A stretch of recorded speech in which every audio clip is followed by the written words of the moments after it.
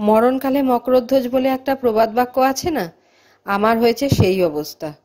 পুজোতে যা ড্রেস হয়েছে তার আর্ধেকের সাথেই এখনো জুয়েলারি ঠিক করে রাখিনি, কি পরে বেরোবো। এই ঠিক আছে, কিনবো, হয়ে যাবে, এই ল্যাদ খেতে খেতেই মা দুর্গা এসে গেল বাপের বাড়ি। কিন্তু আমার জুয়েলারি আর ঠিক হলো না। আমার কাছে কিছু কানের দুলের উপকরণ আছে, সেগুলো নিয়েই আমি রাত্রিবেলা বসে পড়লাম কানের দুল বানাতে। দুটো ঝুমকো রেডি করছিলাম।